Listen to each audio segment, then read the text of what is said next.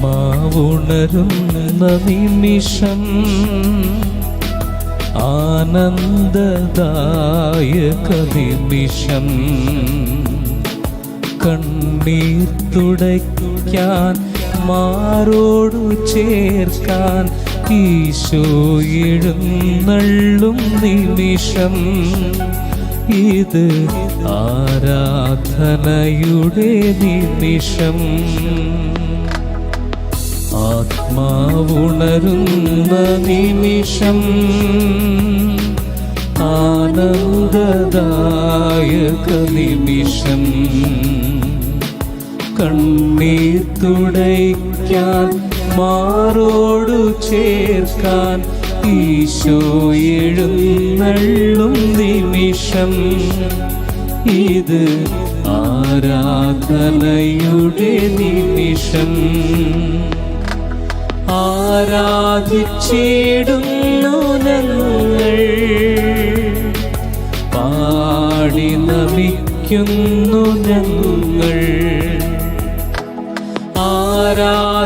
ആരാധിച്ചിടുന്നു ഞങ്ങൾ പാടി നമിക്കുന്നു ഞങ്ങൾ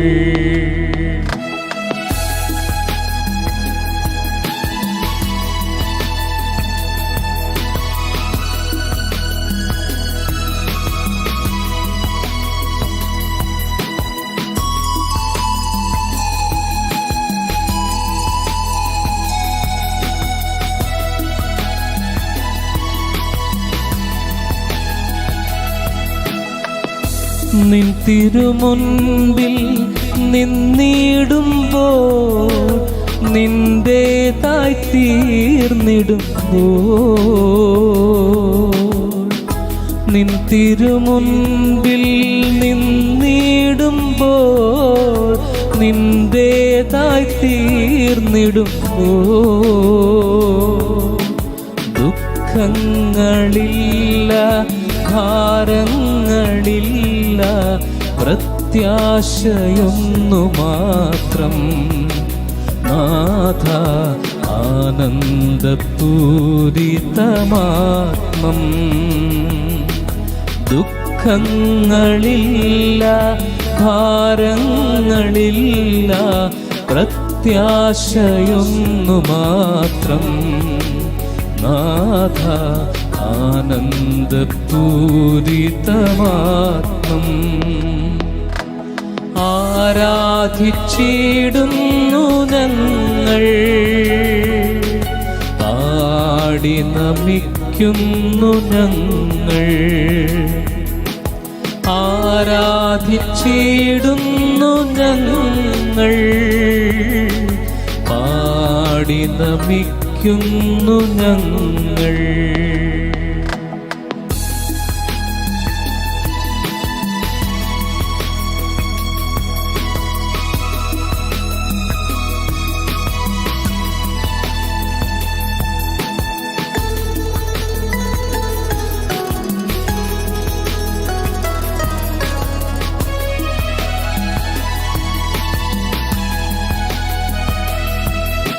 നീ തന്ന നന്മയെല്ലാം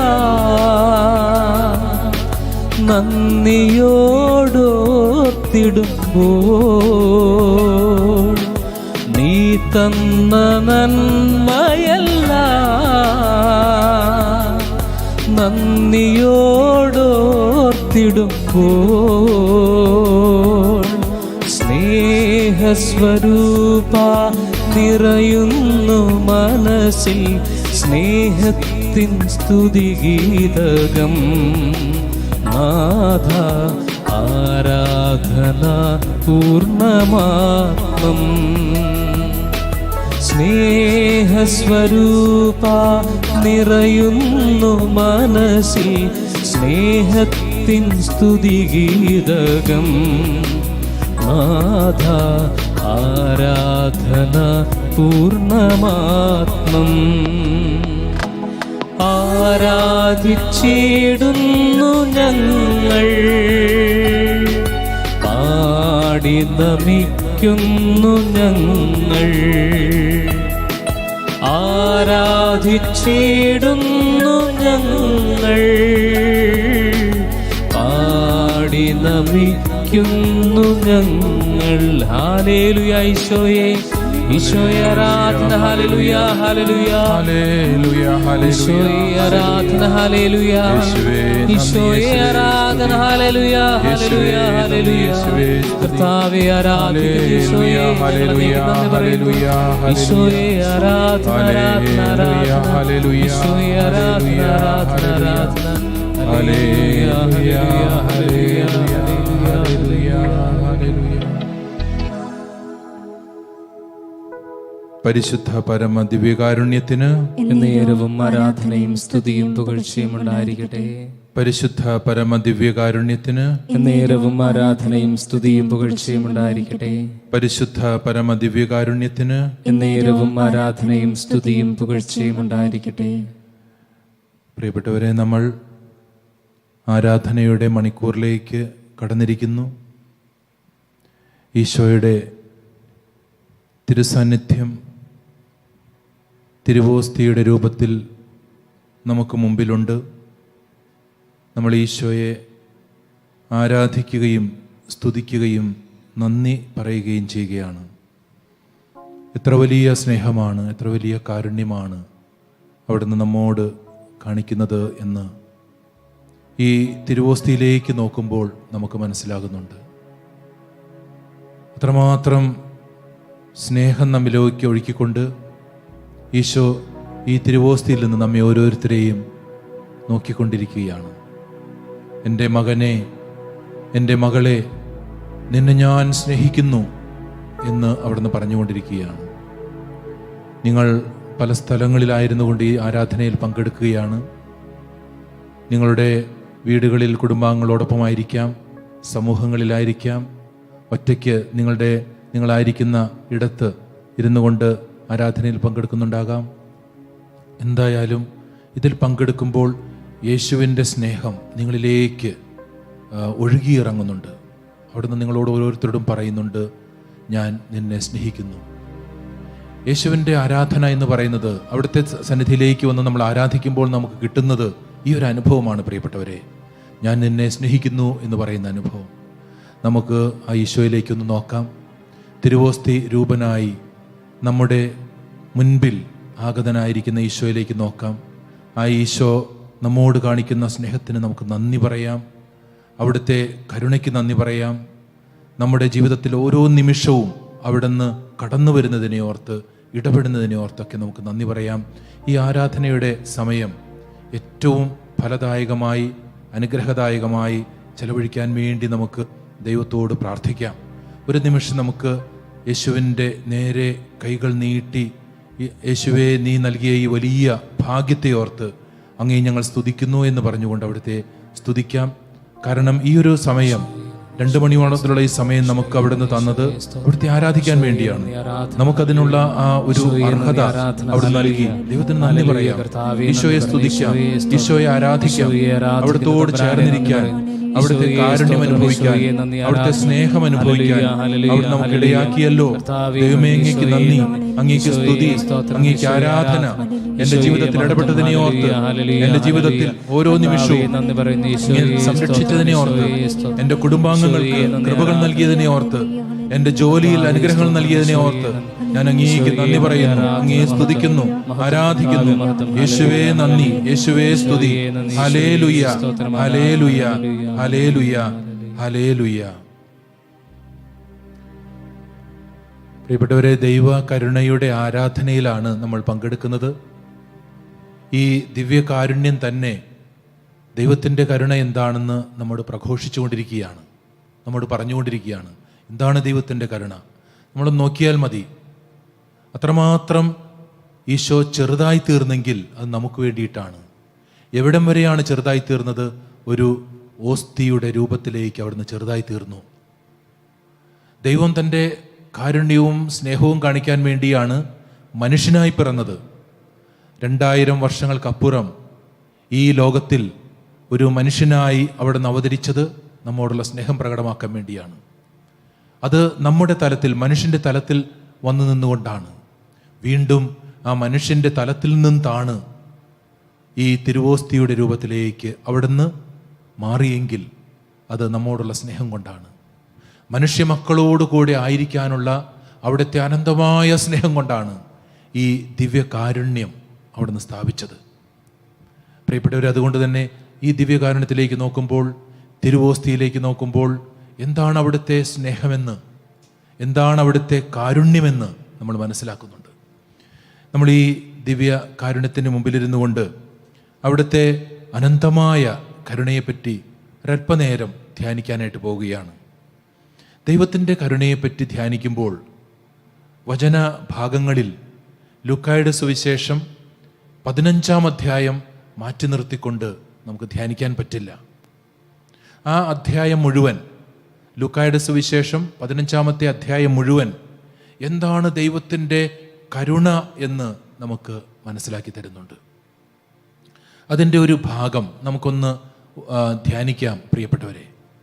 ലൂക്കായുടെ സുവിശേഷം 15-ാം അധ്യായം 1 മുതൽ 7 വരെയുള്ള ആ തിരുവചനങ്ങളാണ് ധ്യാനത്തിനായിട്ട് നിങ്ങളുടെ മുമ്പിൽ ഞാൻ കൊണ്ടുവരുന്നത്.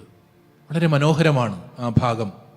ആ വചനഭാഗം വായിക്കുമ്പോഴേക്കും എൻ്റെ ദൈവത്തിൻ്റെ കരുണ എന്തുമാത്രം എന്നിലേക്ക് ഒഴുകിക്കൊണ്ടിരിക്കുന്ന ഓരോ നിമിഷവും, അവിടുത്തെ കരുണ എത്ര മഹനീയമാണ് എന്ന് മനസ്സിലാക്കാനായിട്ട് സാധിക്കും. നമുക്ക് അതിലെ ഓരോ വചനത്തിലൂടെ ഒന്ന് കടന്നുപോയി ദൈവത്തിൻ്റെ കരുണയെപ്പറ്റി നമുക്ക് ധ്യാനിക്കുകയും ദൈവത്തെ സ്തുതിക്കുകയും ചെയ്യാം. 1-ാമത്തെ തിരുവചനത്തിൽ, ലൂക്കായുടെ സുവിശേഷം 15-ാം അധ്യായം 1-ാമത്തെ തിരുവചനത്തിൽ ഇങ്ങനെയാണ് എഴുതിയിരിക്കുന്നത്: ചുങ്കക്കാരും പാപികളുമെല്ലാം അവൻ്റെ വാക്ക് കേൾക്കാൻ അടുത്തു വന്നുകൊണ്ടിരുന്നു. ചുങ്കക്കാരായ മനുഷ്യർ, പാപികളായ മനുഷ്യർ, അവര് യേശുവിൻ്റെ വാക്ക് കേൾക്കാൻ യേശുവിൻ്റെ അടുത്തേക്ക് വന്നുകൊണ്ടിരുന്നു. വലിയൊരു ആകർഷണമാണ് പ്രിയപ്പെട്ടവരെ, ഒരു ആകർഷണമാണ് യേശുവിലേക്ക് ആ പാപികൾക്ക്, ചുങ്കക്കാർക്കുണ്ടാവുന്നത്. നമുക്ക് ഒരു കാന്തം എവിടെയെങ്കിലും വെച്ചിട്ട് അതിൻ്റെ അടുത്തേക്ക് ഇരുമ്പിൻ്റെ ഏതെങ്കിലും ഒരു വസ്തു കൊണ്ടുവന്നാൽ പെട്ടെന്ന് കാന്തത്തിലേക്ക് അത് വലിച്ചടുപ്പിക്കും. അതുപോലെ തന്നെയാണ് യേശുവിൻ്റെ അടുത്തേക്ക് ഈ മനുഷ്യരൊക്കെ ഇങ്ങനെ വന്നുകൊണ്ടിരുന്നു. എല്ലാ തരത്തിലുള്ള മനുഷ്യർ വന്നുകൊണ്ടിരുന്നു. പാപികളും ചുങ്കക്കാരും അടുത്ത് വന്നുകൊണ്ടിരുന്നു. അത് എടുത്തു പറയാൻ കാരണം എന്താണെന്നറിയാവോ? എടുത്തു പറയാൻ കാരണം പാപികളായ മനുഷ്യരെ, ചുങ്കക്കാരായ മനുഷ്യരെ അന്നത്തെ ഗുരുക്കന്മാർ ഒരിക്കലും അവരുടെ അടുത്തേക്ക് അടുപ്പിച്ചിരുന്നില്ല. യേശുവിനെ ഒരു ഗുരുവായിട്ടാണ് അവരെല്ലാം കണ്ടുകൊണ്ടിരുന്നത്. ആ യേശു എന്തുകൊണ്ടാണ് ഈ പാപികളെ അവിടുത്തെ അടുത്തേക്ക് വരാൻ അനുവദിക്കുന്നത് എന്നായിരുന്നു ആ സമൂഹത്തിൻ്റെ മുഴുവൻ ചോദ്യം. പാപികൾ തിരസ്കരിക്കപ്പെടേണ്ടവരാണ്, പാപികൾ മാറ്റി നിർത്തപ്പെടേണ്ടവരാണ്. അതുപോലെ തന്നെ ചുങ്കക്കാരും. യേശുവിൻ്റെ ആ കാലഘട്ടത്തിൽ ചുങ്കക്കാരെന്ന് പറയുന്നത് പാപികളുടെ ഗണത്തിൽപ്പെടുന്നവരാണ്. കാരണം ഈ ചുങ്കക്കാർ റോമാ സാമ്രാജ്യത്തിന് വേണ്ടി ചുങ്കം പിരിക്കുന്നവരാണ്. ഈ ചുങ്കക്കാർ യഹൂദരിൽ നിന്ന് റോമാ സാമ്രാജ്യത്തിന് വേണ്ടിയാണ് ചുങ്കം പിരിച്ചത്. റോമാ സാമ്രാജ്യം യഹൂദ ജനതയെ അടിമകളാക്കി പരിപാലിച്ചു കൊണ്ടിരുന്നവരാണ്. അതുകൊണ്ട് തന്നെ റോമാക്കാരോട് യഹൂദ ജനതയ്ക്ക് വലിയ വിരോധമായിരുന്നു. ഈ റോമാ സാമ്രാജ്യത്തിന് വേണ്ടിയാണ് ചുങ്കക്കാർ ചുങ്കം പിരിച്ചുകൊണ്ടിരുന്നത്. അതുകൊണ്ട് തന്നെ അവരെ പാപികളുടെ ഗണത്തിലാണ് കരുതിയിരുന്നത്. അതുകൂടാതെ ചുങ്കക്കാര് ഈ യഹൂദ ജനതയിൽ നിന്ന് അവർക്ക് തോന്നുന്നത് പോലെയാണ് തുക പിരിച്ചിരുന്നത്. റോമിലേക്ക് കൊടുക്കേണ്ട ഒരു തുകയുണ്ട്, അത് കൊടുക്കും, ബാക്കിയെല്ലാം അവരുടെ പോക്കറ്റിലേക്ക് പോകും. അങ്ങനെ ഒരു കാരണം കൊണ്ടും ഇവര് പാപികളെന്ന് മുദ്ര കുത്തപ്പെട്ടിരുന്നു. അപ്പോൾ ആ ഒരൊറ്റ ഗണത്തിൽപ്പെടുന്നവരാണ് പാപികൾ ചുങ്കക്കാർ, പാപികൾ ചുങ്കക്കാർ. അങ്ങനെയുള്ളവരെ ഒന്നും സമൂഹത്തിലെ ഉന്നതരെന്ന് നടിക്കുന്ന ആളുകളൊന്നും അവരുടെ അടുത്തേക്ക് അടുപ്പിച്ചിരുന്നില്ല. പ്രത്യേകിച്ച് ഗുരുക്കന്മാർ. ഇതാ യേശുവിൻ്റെ അടുത്തേക്ക് ഇവരെല്ലാവരും ഓടിച്ചെല്ലുകയാണ്. അതാണ് യേശുവിൻ്റെ പ്രത്യേകത. എല്ലാവരെയും സ്വീകരിക്കുന്ന സ്നേഹം, എല്ലാവരെയും കൈനീട്ടി സ്വീകരിക്കുന്ന സ്നേഹം. ആ സ്നേഹമാണ് യേശുവിൻ്റെ സ്നേഹം. ആ സ്നേഹത്തിൻ്റെ പ്രത്യേകത എന്ന് പറയുന്നത് കരുണയുള്ള സ്നേഹമാണ്. കരുണയുള്ള സ്നേഹത്തിന് അത് പറ്റൂ, സ്വാർത്ഥ സ്നേഹത്തിന് അത് പറ്റില്ല. കരുണയുള്ള സ്നേഹത്തിന് എല്ലാവരെയും ചേർത്ത് പിടിക്കാൻ പറ്റും. ഈശോയുടെ സ്നേഹം കരുണയുള്ള സ്നേഹമാണ്, കരുണ നിറഞ്ഞ സ്നേഹമാണ്. മത്തായിയുടെ സുവിശേഷം 9-ാം അധ്യായം 9 മുതലുള്ള തിരുവചനങ്ങളിൽ ഒരു ചുങ്കക്കാരനെ നമ്മൾ കാണുന്നുണ്ട്. ലേവി അല്ലെങ്കിൽ മത്തായി എന്ന് വിളിക്കപ്പെടുന്ന ചുങ്കക്കാരൻ. യേശു അതിലൂടെ കടന്നു പോകുന്ന സമയത്ത് ലേവി എന്ന് പറയുന്ന ചുങ്കക്കാരൻ ചുങ്കസ്ഥലത്തിരുന്ന് ചുങ്കം പിരിക്കുകയായിരുന്നു. യേശു അവനോട് പറഞ്ഞു, എന്നെ അനുഗമിക്കുക, എന്നെ അനുഗമിക്കുക. പ്രിയപ്പെട്ടവരെ, ആ ക്ഷണമേ ഈ ലേവി ചെയ്യുന്നത്, മത്തായി ചെയ്യുന്നത് എല്ലാം ഉപേക്ഷിച്ച് അവനെ അനുഗമിച്ചു എന്നുള്ളതാണ്. യേശുവാകുന്ന ഒരു ഗുരുവാണ് അവനെ വിളിച്ചത്. വെറുതെ എൻ്റെ അടുത്തേക്ക് വരിക, ഞാൻ പറയുന്നത് കേൾക്കുക എന്നല്ല, എന്നെ അനുഗമിക്കുക എന്ന് പറഞ്ഞു. അത് കേട്ട നിമിഷം തന്നെ എല്ലാം ഉപേക്ഷിച്ചു എന്നാണ് പറയുന്നത്. എല്ലാം ഉപേക്ഷിച്ചു എന്ന് പറഞ്ഞാൽ അവൻ്റെ പഴയ ജീവിതം മുഴുവൻ ഉപേക്ഷിച്ചു, അവൻ്റെ ജോലി ഉപേക്ഷിച്ചു, അവൻ്റെ പണത്തോടുള്ള ആർത്തി ഉപേക്ഷിച്ചു, മറ്റുള്ളവരിൽ നിന്ന് കൂടുതൽ തുക പിരിച്ചിരുന്ന ആ സ്വഭാവങ്ങളൊക്കെ ഉപേക്ഷിച്ചു. പഴയ ജീവിതത്തെ മുഴുവൻ ഉപേക്ഷിച്ച് അവൻ യേശുവിനെ അനുഗമിക്കുകയാണ്.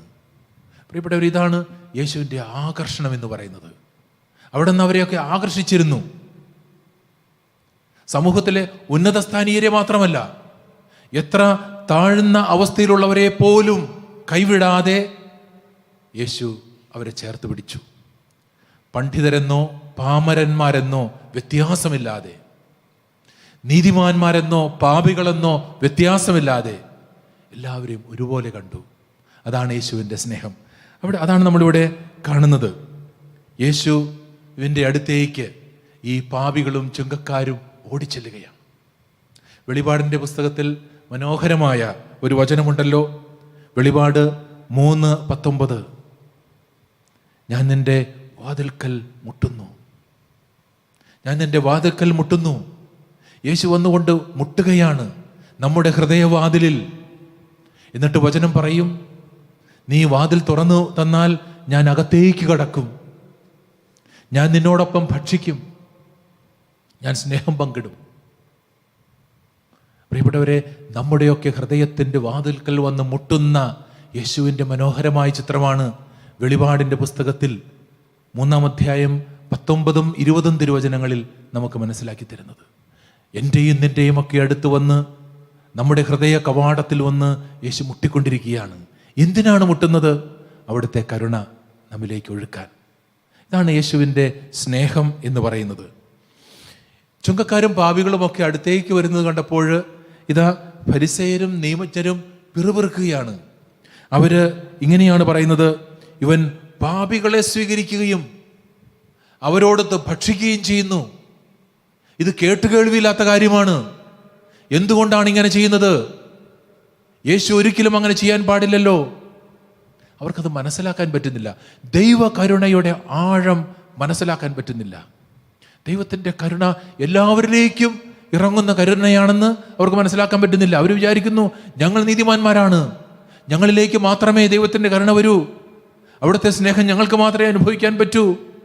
പക്ഷെ അങ്ങനെയല്ല. ദൈവം പറയുന്നത് ഇതെല്ലാവർക്കും വേണ്ടിയുള്ളതാണ്.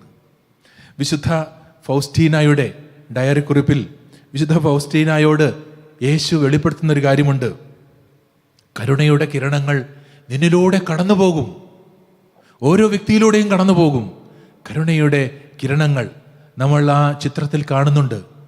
ഈശോയുടെ ആ ചിത്രത്തിൽ കരുണയുടെ അവിടുത്തെ ഹൃദയത്തിൽ നിന്ന് ആ കിരണങ്ങൾ ഇങ്ങനെ വരുന്നത് കാണുന്നുണ്ട്. അത് കരുണയുടെ കിരണങ്ങളാണ്.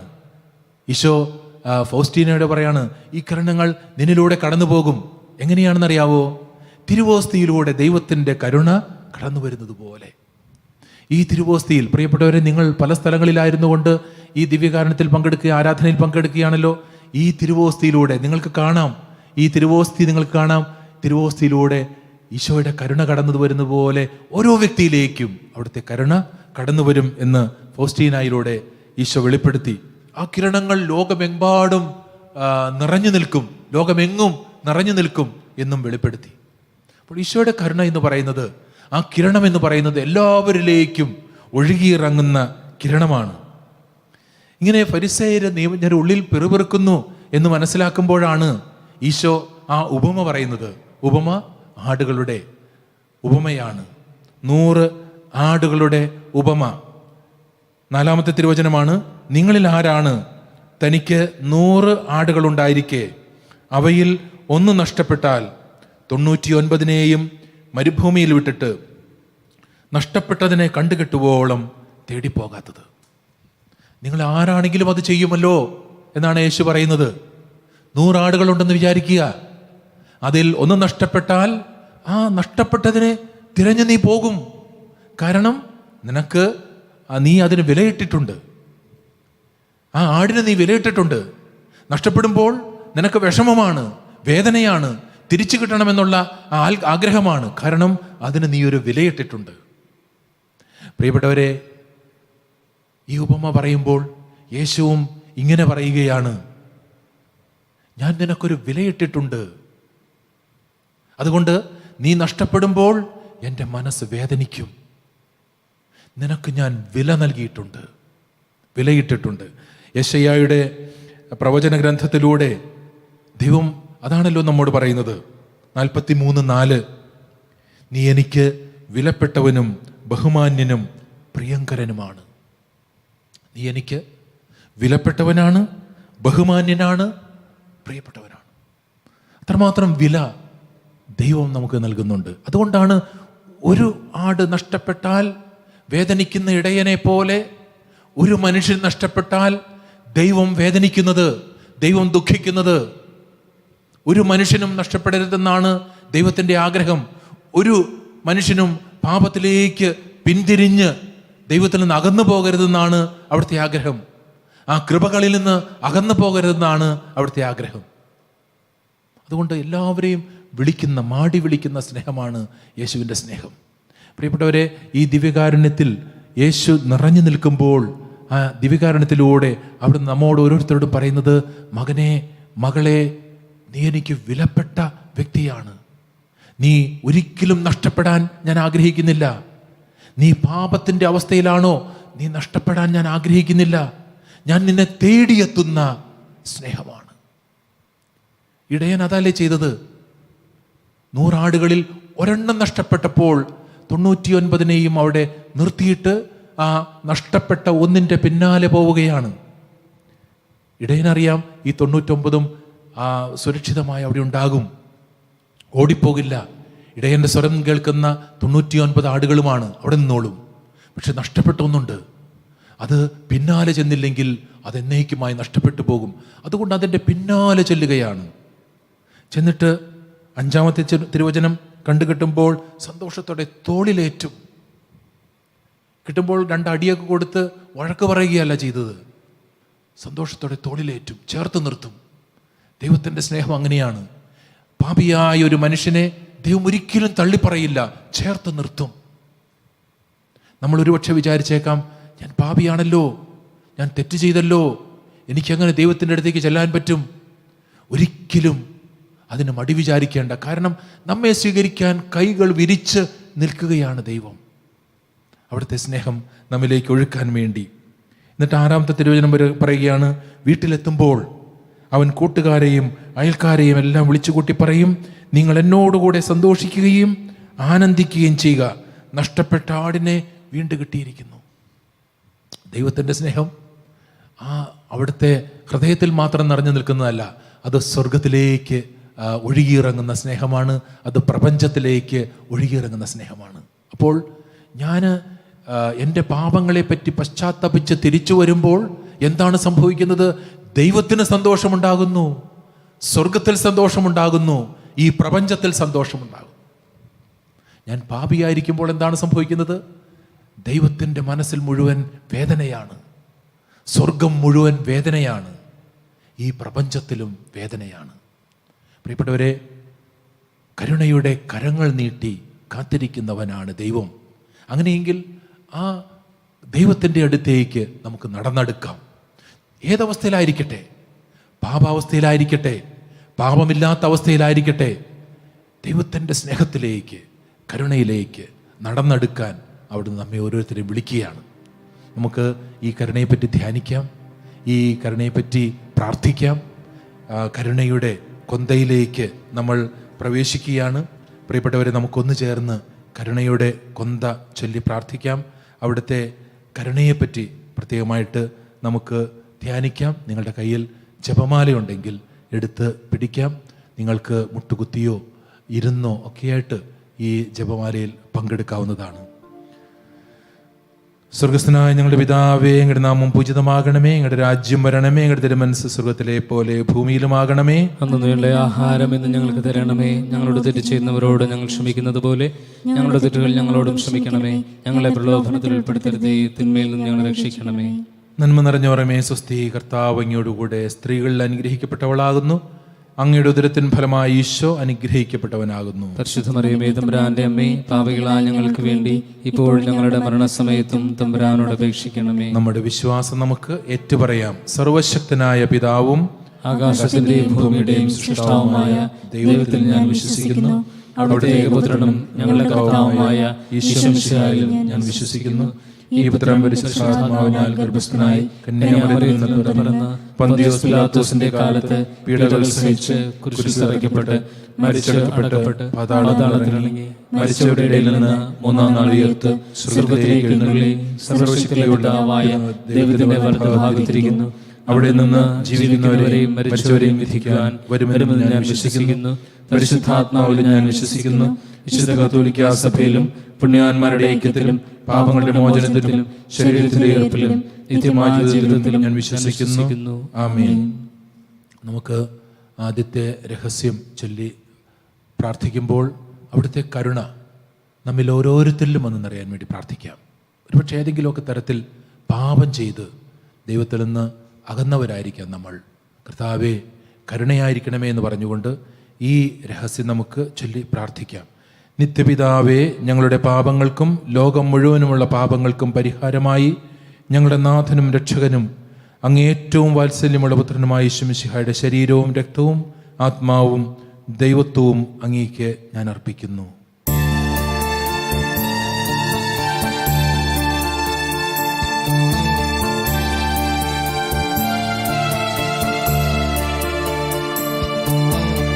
ഈശോയുടെ അതിദാരുണമാ പീഡാ സഹനങ്ങളെ ഓർത്തെന്നും പിതാവേ ഞങ്ങളുടെ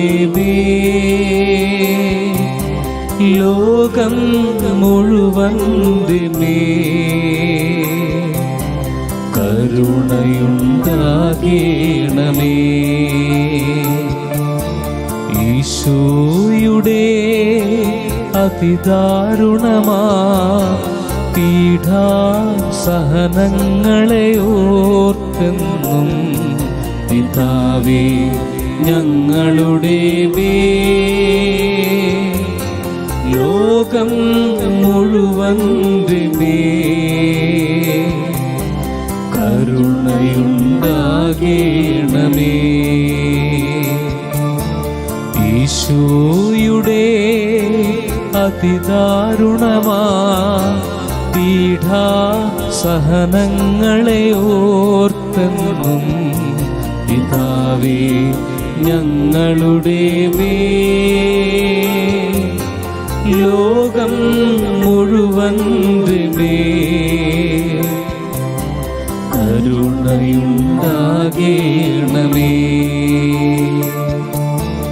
ഈശോയുടെ അതിദാരുണമാ പീഡാ സഹനങ്ങളെ ഓർത്തെന്നും പിതാവേ ഞങ്ങളുടെ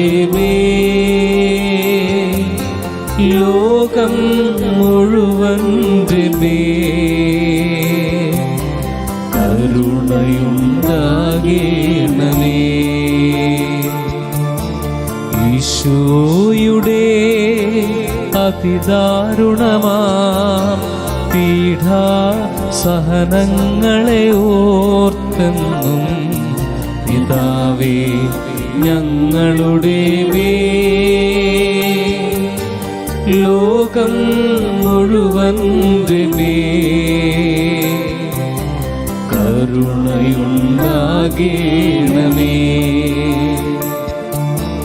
ഈശോയുടെ അതിദാരുണമാ പീഡാസഹനങ്ങളെ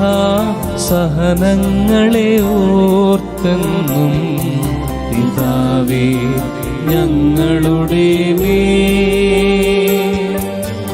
ലോകം മുഴുവൻ്റെ മേൽ കരുണയുണ്ടാകേണമേ.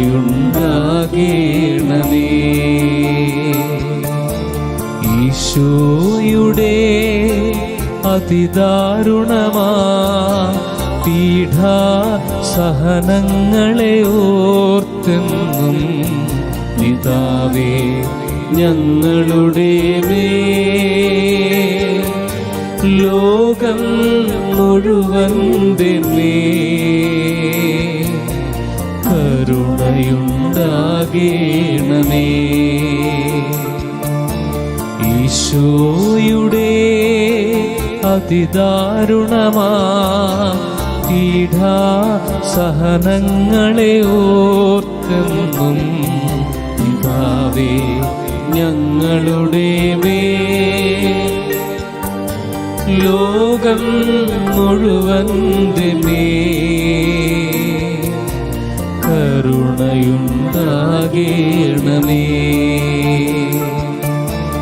ഈശോയുടെ അതിദാരുണമാ പീഡാസഹനങ്ങളെ ഓർത്തെന്നും പിതാവേ ഞങ്ങളുടെ മേൽ ലോകം മുഴുവൻ്റെ മേൽ കരുണയുണ്ടാകേണമേ.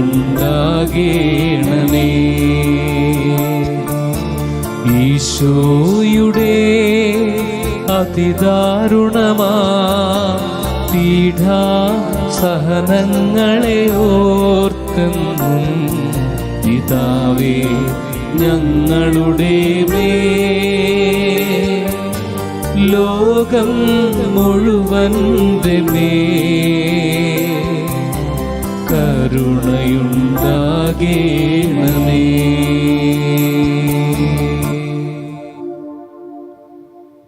രണ്ടാമത്തെ രഹസ്യം ചൊല്ലി പ്രാർത്ഥിക്കുമ്പോൾ എല്ലാ രോഗികൾക്കും വേണ്ടി നമുക്ക് പ്രാർത്ഥിക്കാം. പലതരത്തിലുള്ള രോഗങ്ങളാൽ വേദനിക്കുന്ന ആളുകളുണ്ട്.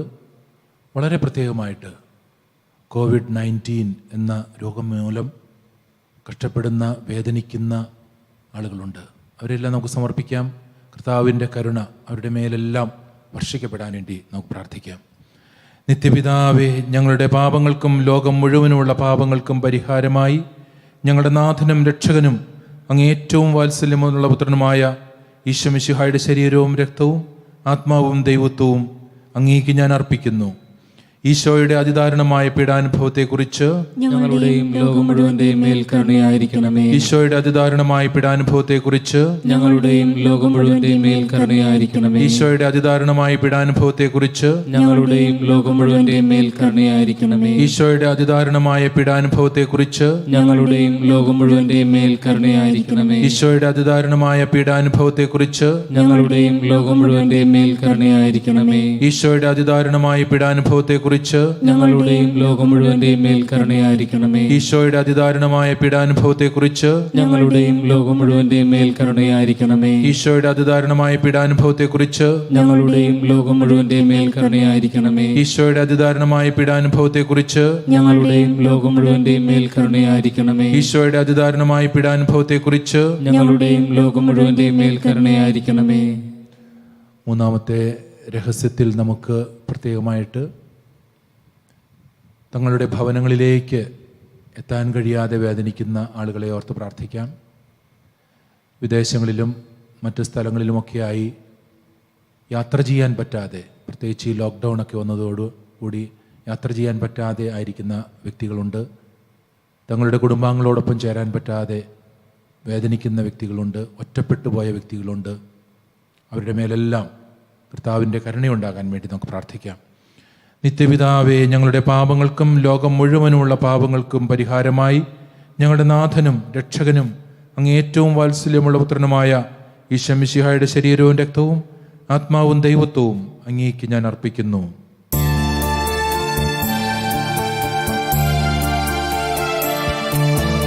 ഈശോയുടെ അതിദാരുണമാ പീഡാസഹനങ്ങളെ ഓർത്തെന്നും പിതാവേ ഞങ്ങളുടെ മേൽ ലോകം മുഴുവന്റെ മേൽ കരുണയുണ്ടാകേണമേ.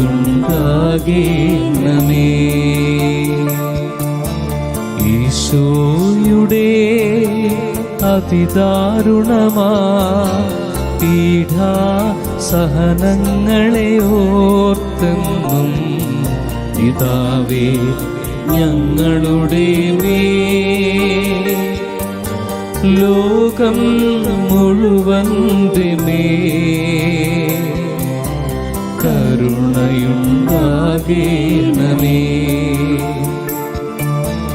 ഈശോയുടെ അതിദാരുണമാ പീഡാസഹനങ്ങളെ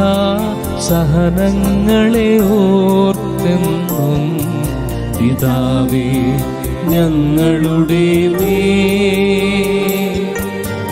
ലോകം മുഴുവന്റെ മേൽ കരുണയുണ്ടാകേണമേ.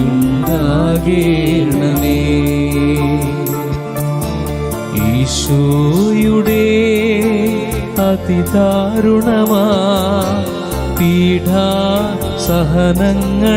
ഓർത്തെന്നും പിതാവേ ഞങ്ങളുടെ മേൽ ലോകം മുഴുവന്റെ മേൽ കരുണയുണ്ടാകേണമേ.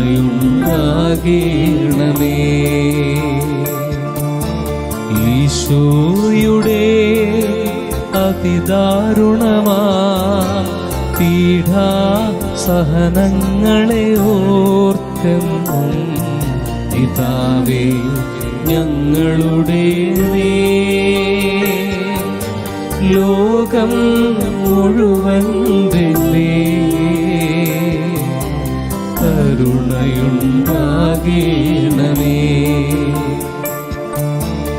ഈശോയുടെ അതിദാരുണമാ പീഡാസഹനങ്ങളെ ഓർത്തെന്നും പിതാവേ ഞങ്ങളുടെ മേൽ ലോകം മുഴുവന്റെ മേൽ കരുണയുണ്ടാകേണമേ.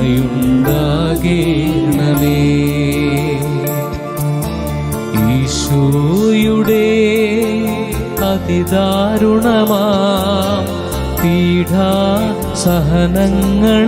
ഓർത്തെന്നും പിതാവേ ഞങ്ങളുടെ മേൽ ലോകം മുഴുവന്റെ മേൽ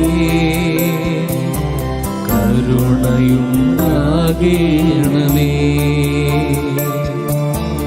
ഈശോയുടെ അതിദാരുണമാ പീഡാസഹനങ്ങളെ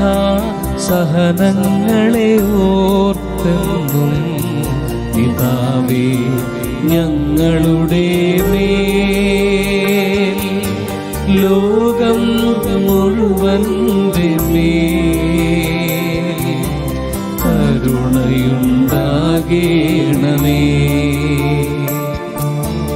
ഈശോയുടെ അതിദാരുണമാ പീഡാസഹനങ്ങളെ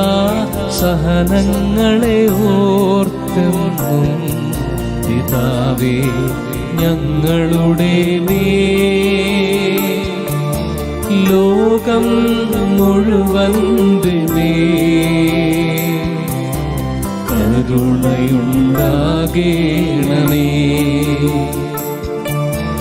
ഈശോയുടെ അതിദാരുണമാ പീഡാസഹനങ്ങളെ ഓർത്തെന്നും പിതാവേ ഞങ്ങളുടെ മേൽ ലോകം മുഴുവന്റെ മേൽ കരുണയുണ്ടാകേണമേ.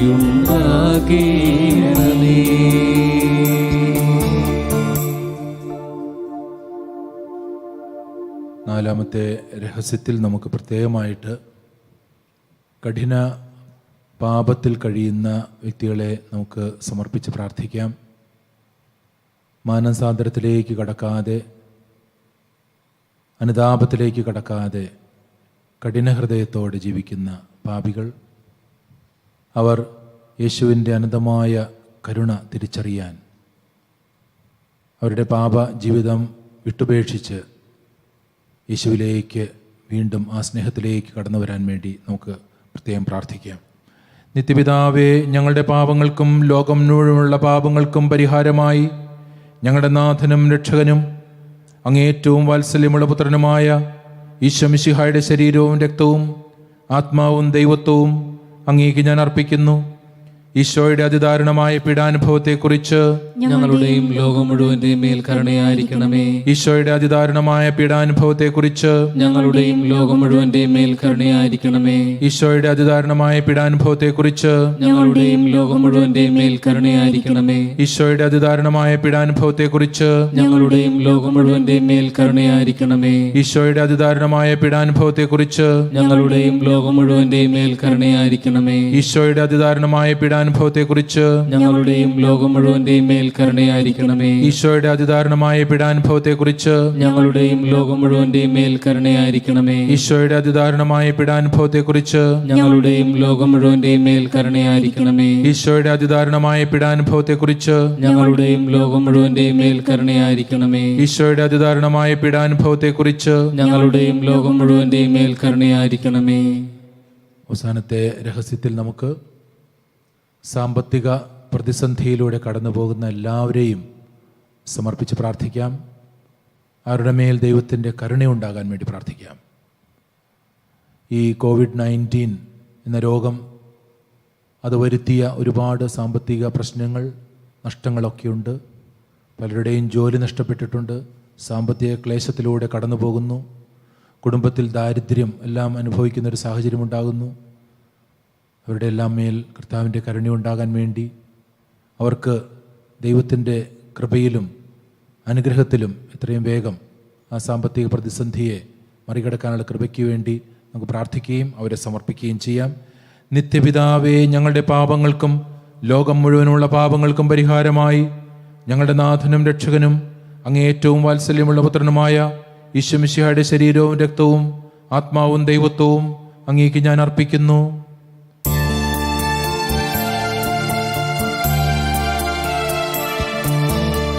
ഈശോയുടെ അതിദാരുണമാ പീഡാസഹനങ്ങളെ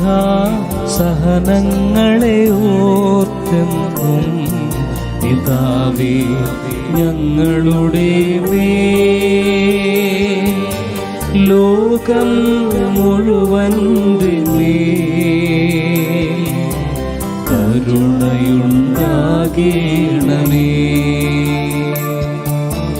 ഈശോയുടെ അതിദാരുണമാ പീഡാസഹനങ്ങളെ ഓർത്തെന്നും പിതാവേ ഞങ്ങളുടെ മേൽ ലോകം മുഴുവന്റെ മേൽ കരുണയുണ്ടാകേണമേ.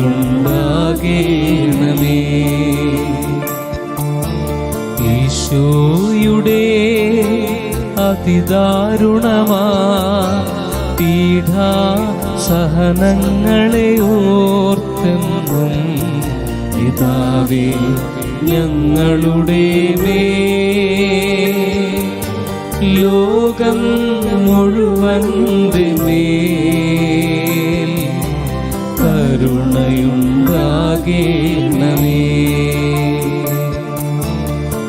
ഈശോയുടെ അതിദാരുണമാ പീഡാസഹനങ്ങളെ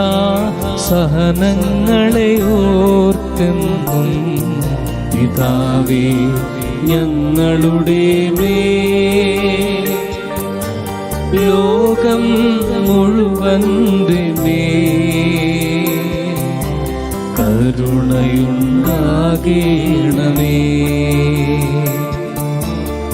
ഈശോയുടെ അതിദാരുണമാ പീഡാസഹനങ്ങളെ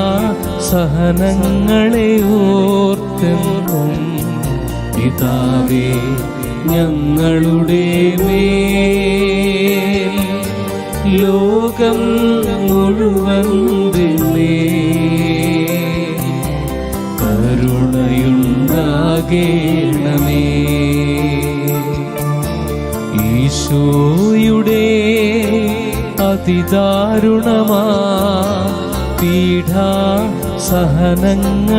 ഓർത്തെന്നും പിതാവേ ഞങ്ങളുടെ മേൽ ലോകം മുഴുവന്റെ മേൽ കരുണയുണ്ടാകേണമേ.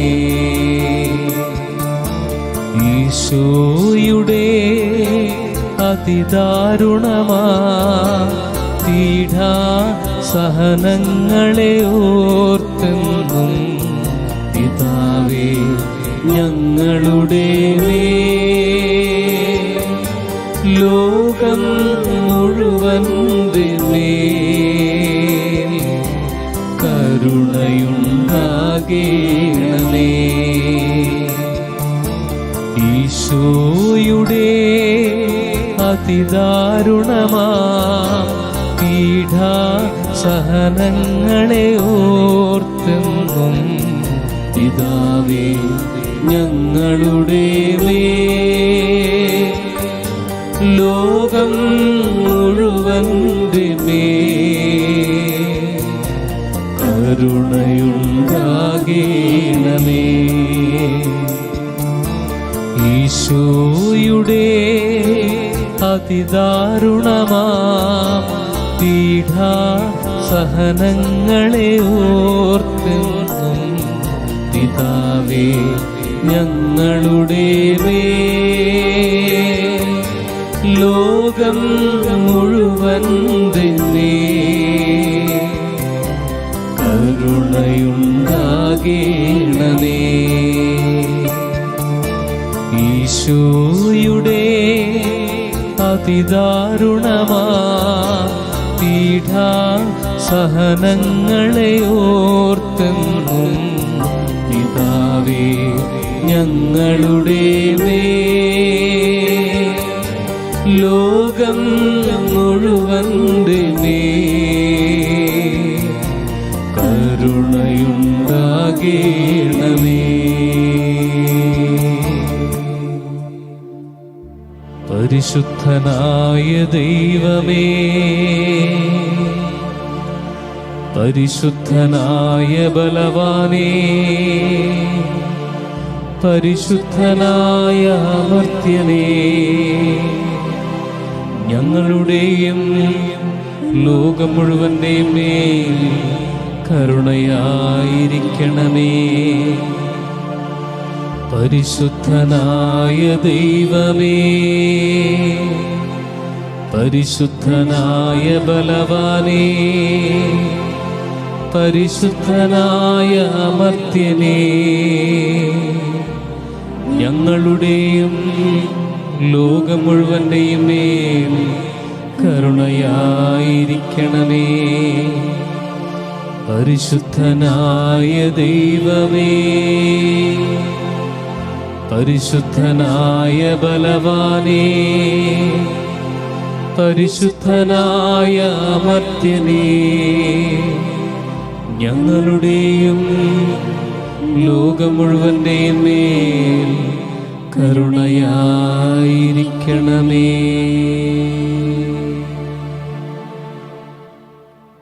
പ്രിയപ്പെട്ടവരെ, നമ്മൾ ആരാധനയുടെ അവസാന ഭാഗത്തേക്ക് കടന്നു വരികയാണ്. ഈശോയുടെ ആശീർവാദം സ്വീകരിക്കാനായിട്ട് നമുക്ക് ഒരുങ്ങാം. അവിടുത്തെ തിരുമുമ്പിൽ വരുന്ന ഒരു വ്യക്തിയെയും അവിടുന്ന് തിരസ്കരിക്കില്ല. നമ്മളവിടുത്തെ തിരുമുമ്പിലായിരുന്നു ഈ സമയം അത്രയും. ഒരിക്കലും നമ്മെ തിരസ്കരിക്കാതെ നമ്മിലേക്ക് കരുണയൊഴുക്കുന്ന സ്നേഹമാണ് നമ്മുടെ ദൈവം. നമുക്കവിടുത്തോട് അവിടെ കൃപകളും വരങ്ങളും യാചിക്കാം. കർത്താവേ, അങ്ങയുടെ അനുഗ്രഹങ്ങൾ കൊണ്ട് നിറയ്ക്കണമേ, അങ്ങയുടെ സ്നേഹം കൊണ്ട് നിറയ്ക്കണമേ, അങ്ങയുടെ കൃപകൾ കൊണ്ട് നിറയ്ക്കണമേ എന്ന് പ്രാർത്ഥിച്ചുകൊണ്ടിരിക്കാം. അവിടുത്തെ ആശീർവാദം സ്വീകരിക്കാൻ നമുക്ക് ഒരുങ്ങാം. പരിശുദ്ധ ശരീരത്താലും വിലയേറിയ രക്തത്താലും പാപത്തിൻ കറകളിൽ നിന്നും മർത്യനു നീ മോചനമേകി. സകലേശ ദിവ്യ കടാക്ഷം തൂകണമേ വത്സലസുതരിൽ. നിർമ്മലരായി ജീവിച്ചിടുവാൻ